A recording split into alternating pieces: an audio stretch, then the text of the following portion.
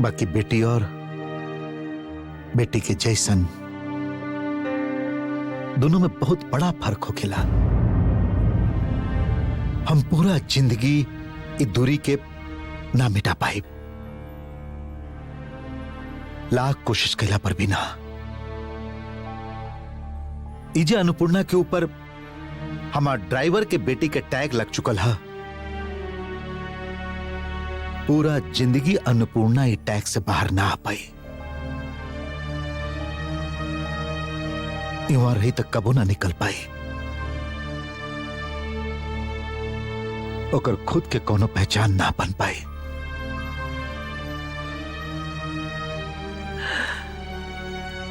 तो एकदम ठीक कहत रहो रीना। युवा हमार सवाल नहीं खे। हम लोग खातिर ना, अन्नपूर्णा खातिर। हम लोग अन्नपूर्णा के बारे में सोचे के हुई ओकरा अच्छा वातावरण के जरूरत है। ओकरा नया सिरा से जिंदगी शुरू करे के पड़ी। ओकरा आपन अधिकार और पहचान के संगे जिए के हुई, तबे वो अपन अतीत के साया से निकल पाई ना तो पूरा जिंदगी ओकर अतीत ओकर पीछा करत रही। वो कबो वहां से ना निकल पाई। और हम नहीं चाहत कि पूरा जिंदगी ओकरा के ड्राइवर की बेटी, खूनी की बेटी, इस सब सुन के जिए के पड़े। हम चाहे ओकरा के कितना भी प्यार दें, लोग पूरा जिंदगी ओकरा के दया के रूप में देखे हैं। और हम ही सब नहीं चाहत। एक ही रास्ता है ना, बस एक ही रास्ता। रीना, हम फैसला कर ले हैं। अडॉप्शन।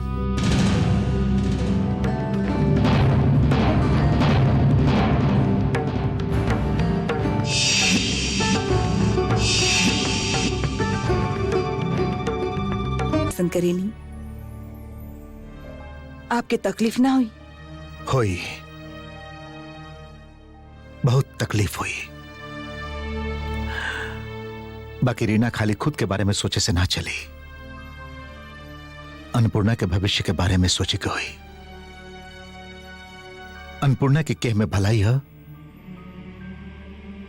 ये सोचे के पड़ी।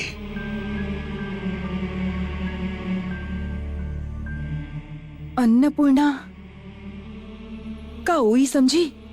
समझे के हुई। यह ओकरा खातिर सही रास्ता हुई। ओकरा के दुख जरूर हुई, बाकी ओकरा की समझे के पड़ी। एक न एक दिन ओकरा ही समझ में आ जाए। ठीक है, आप जे भी डिसीजन ले, हम आपके संगे आई। रीना, तू एक बार मिसेस चौबे के फोन लगावा। वो अन्नपूर्णा खातिर फोन कैले रही, तो हम उनका के बुरी तरह डांट देले रही। उनकर गुस्सा होकर लाजमी है। हम नहीं जानत कि वो राजी हुई है भी कि ना। फिर भी एक बार आप इस सब के बारे में बिल्कुल चिंता मत करी। हम कल ही बात करत हई। हम का कहत रही कि फाइनल डिसीजन लेवे से पहले का आप एक बार दीदी से बात ना करब?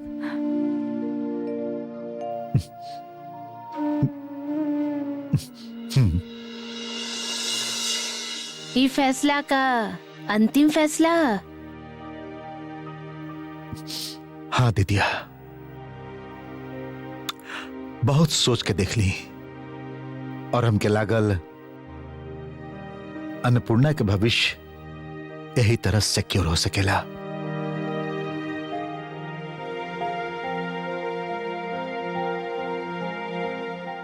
यहाँ पर भी सिक्योरिटी के का कमी है? दीदी, वहां जाके वो एगो अच्छा घर में एगो नया पहचान लेके अपन अधिकार से रही। इवा तो अन्नपूर्णा उहे ड्राइवर के बेटी प्यार के भी एगो अधिकार होखेला। तू दोनों ही फैसला कैले बाड़ा बाकी हम तो दोनों के फैसला से सहमत नहीं थी। दिदिया, हम जाने ले कि फैसला इतना आसान नहीं है। बाकी अन्नपूर्णा और आभा का तो दोनों के फैसला के मान लिए हैं। एगो और बात, अन्नपूर्णा के माई बाप के का हुई? दिदिया, हम कल अचानक थाना में फोन कैले रहे, बेसिकली जाने के खातिर कि नया सिरा से बेल खातिर अप्लाई करे के कोनो चांस बाकी ना।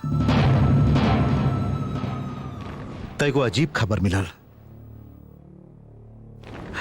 कि कुछ दिन हो गए राम प्रसाद जेल से फरार हो गया। मतलब?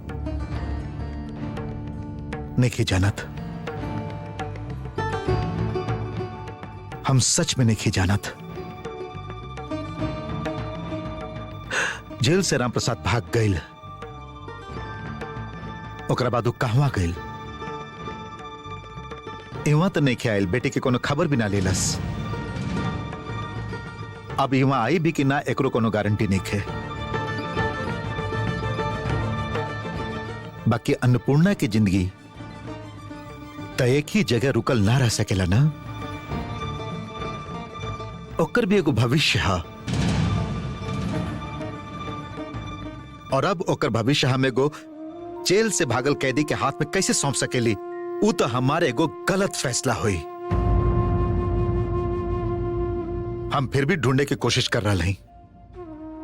गौरी के गुमशुदगी के रिपोर्ट दर्ज करौले हैं। पुलिस वालन कहले बाड़न की वो लोग ढूंढने की कोशिश करिए। ओकरा बात देखत है।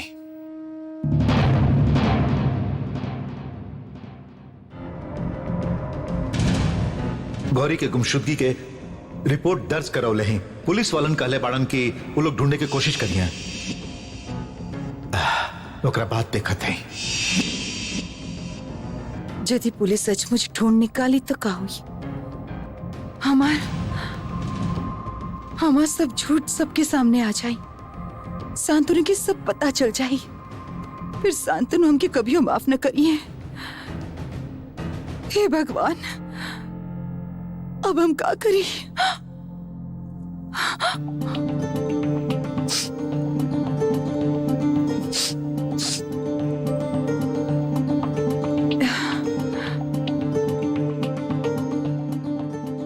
हाँ इंस्पेक्टर सिंह, हाँ हम बोलत हई। हम कल शांतनु के मुंह से सुनली कि राम प्रसाद जेल से भाग गई। Thank you so much. अच्छा, राम प्रसाद सही सलामत है ना? वो जेल में है? ओके। हम एगो काम खातिर आपके फोन कैले हई।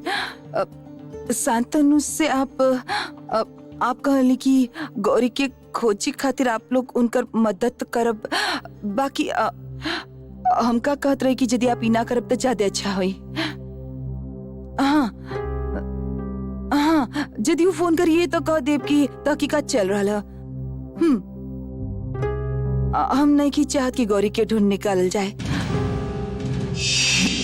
तो हम वो लोग के संगे दोस्ती तोड़ते। ऐसन केहू करेला का? वो लोग तोहार कितना अच्छा दोस्त बाड़न। एक संगे स्कूल जाएलू, टिफिन खाएलू, बातचीत करेलू। बाकी वो लोग हमार बेस्ट फ्रेंड नहीं कन। बाकी तू वो लोग से दोस्ती मत तोड़ी है। अच्छा ठीक है, तू भी हमरा से प्रॉमिस करा कि तू जिंदगी भर हमार बेस्ट फ्रेंड बन के रहबो। रहब ना, कहवा जाइब हम। Promise promise. आप जे तरह से अन्नपूर्णा के लेके गईली उ त बहुते अजीब लागल। इनफैक्ट ई त अपसेट हो गई रही। मिस्टर चौबे, हम वो दिन के व्यवहार खातिर बहुत शर्मिंदा हैं।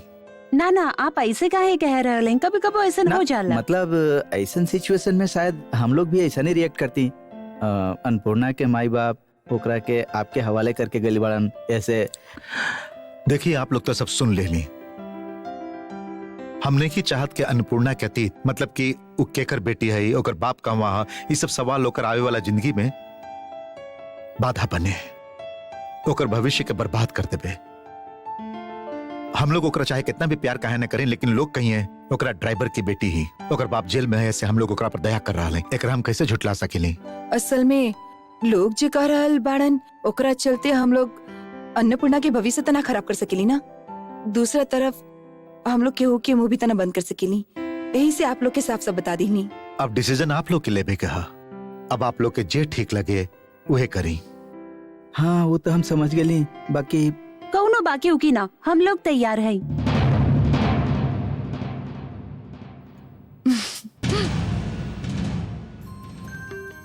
आज अन्नपूर्णा जीत गईली।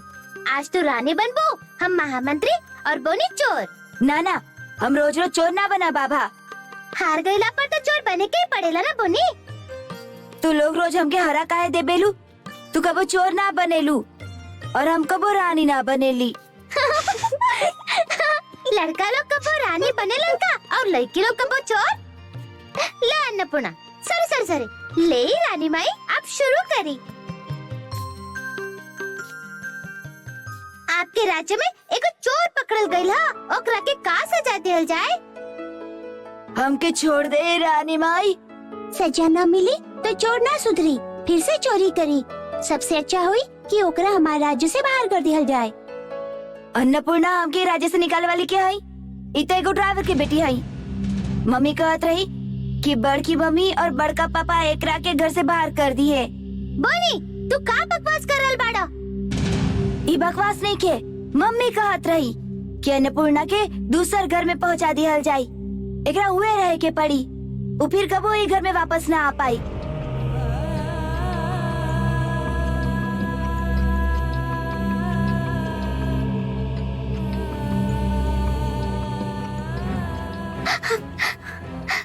मम्मी, पापा, का भइला बा?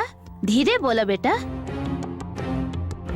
पहले हमके ये बतावा कि तू लोग का अन्नपूर्णा के भगावे के प्लान कर रहल बाड़ा? तो क्या ये सब क्या कहले साहबा कि हम लोग अन्नपूर्णा की हिवा से भगा दे? पहले बतावा कि सच है कि झूठ?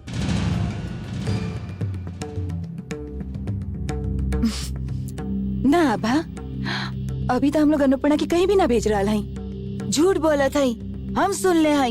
मम्मी कहत रही कि अन्नपूर्णा के दूसर के घर में भेज दिया जाए। बोनी सच कर रहल है बोला? उ दिन तू लोग एडॉप्ट करत रहा ना? अन्नपूर्णा के चुपचाप दूसर जगह काहे भेज रहल हो? काहे? तू दोनों दोस्त हो ना, तो दोस्त ही रहबू। जकरा जे कहे क्या से कहे द। प्रॉमिस? प्रॉमिस बेटी। पापा प्रॉमिस?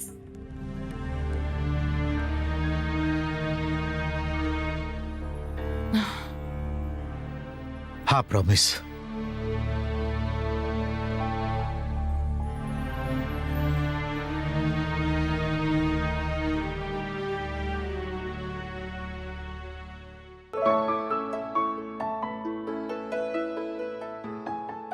वाह, कमरा के इतना सुंदर सजा के रख ले हो। Good girl. हमें सब नहीं के कहले, अन्नपूर्णा कहले। मम्मी कहानी सुनाओ ना। अच्छा, आज यदि कहानी ना सुना के हम दोनों बैठ के बात करी तो कैसन रही? ओके। अच्छा अबा, हम लोग तोहार अच्छा मम्मी पापा हैं या खराब मम्मी पापा? हमार मम्मी पापा दुनिया के सबसे अच्छा मम्मी पापा बाड़न।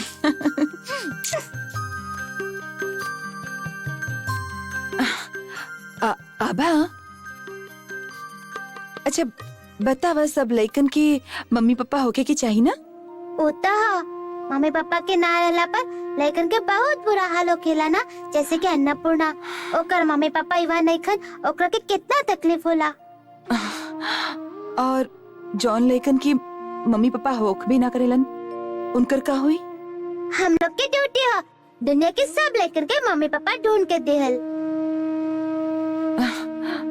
फिर हम लोग की भी ड्यूटी है ना, अन्नपूर्णा के भी एगो मम्मी पापा ढूंढ के दिहल। बाकी ओकर तो मम्मी पापा बाड़न। उ लोग तो खो गए बाड़न ना, उ लोग तो लौट के नहीं है। तब का होई? यदि अन्नपूर्णा के भी खुद के घर होखत एगो मम्मी पापा जे ओकरा के खूब प्यार करीतन, ओकरा के छुट्टी के दिन बाहर घुमावे ले जाइतन, जैसे हम लोग तोहके ले जाल करेली, तब बहुत अच्छा होगत ना। हाँ वो तो होखत, बाकी ये कैसे होई? तू तो कहलू ना कि ओकर मम्मी पापा कब लौट के ना आई है। अभी तू कहलू ना कि जिनकर मम्मी पापा ना हो खेलन हम लोग के ड्यूटी बनेला ढूंढ के देहल। अच्छा बा, अन्नपूर्णा के भी कौन मम्मी पापा ढूंढ के दे तो कैसन रही? फिर वो लोग ओकरा के पली हैं, सुखी रखी हैं, वो लोग ओकरा के भी डॉक्टर या इंजीनियर बनाइए। काहे? अच्छा आइडिया है ना। बाकी एकर खातिर तो अन्नपूर्णा के वो लोग के पास जाके रह के पड़ी ना। अब हाँ, लेकिन तो अपन मम्मी पापा के पास ही रहलन, जैसे तू हम लोग के पास। तो छुट्टी में अन्नपूर्णा के घरे जाइबू, अन्नपूर्णा हिवा आई, जैसे तोहर दोस्त लोग घूमे आवेलन, और तोहर कोनो दोस्त ओकरा बारे में उल्टा सीधा ना कही, है ना? ना ये अच्छा ना होई। अन्नपूर्णा ही वे रही, हमरा संगे रही। वो हिवार रह के भी तो डॉक्टर इंजीनियर बन सकेली ना मम्मी। तू लोग ओकर अच्छा मम्मी पापा ना बन सकेला, ओकरा के काहे वहाँ से जाए के पड़ी? हम ओकरा के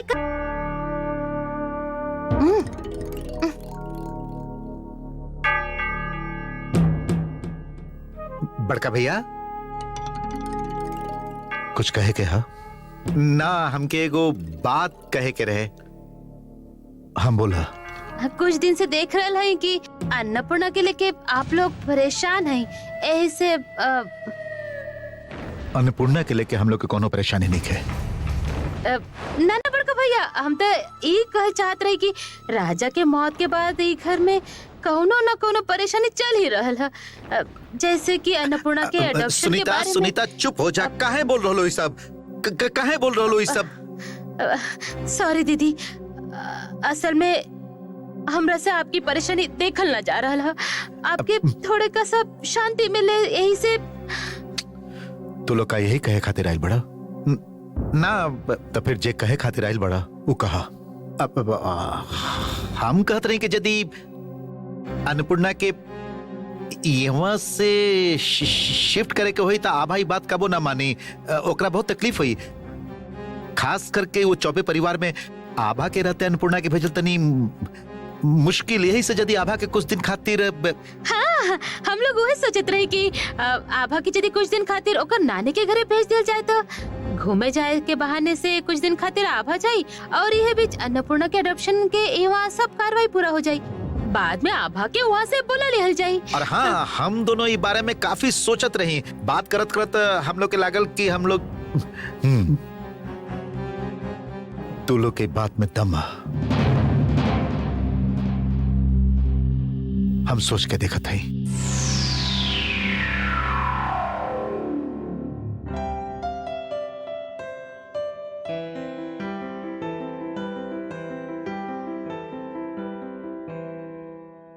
का कर रहा हूँ?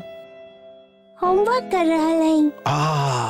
होमवर्क कर रहा हूँ, बहुत देरी से होमवर्क कर रहा हूँ। Very good girl. तक का अभी होमवर्क से ब्रेक लिहल चाहे लो? थोड़ा कहानी वहानी हो जाए। कहानी अभी? अब थोड़ा सा होमवर्क से ब्रेक ले ला, कहानी सुन ला, वापस फिर होमवर्क कर लिया।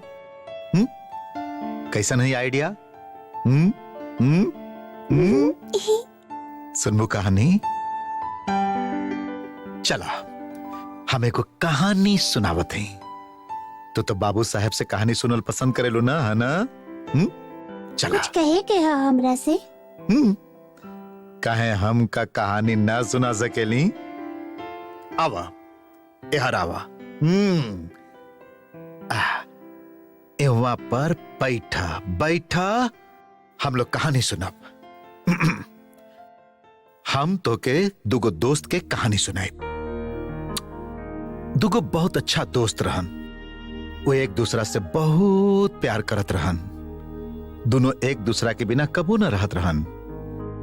ऐसन समय पर वो दोनों के पास एगो परी आली, और वो परी आके एगो दोस्त से कहली कि हम तो के सुंदर परी लोक में ले जाए और तू वहां बहुत सुखी रहबा। अकेले अकेले? हाँ, अकेले अकेले अकेले ही जाए के पड़ी। बाकी जे दूसर दोस्त था ओकरा खातिर सरप्राइज गिफ्ट होई। बाकी शर्त ई है कि एक दोस्त यदि दूसर के जाए ना देई और रोक देई तब फिर एक गिफ्ट केहू के भी ना मिल पाई। बाबू साहेब, ई तो हमार कहानी है ना? आप सचमुच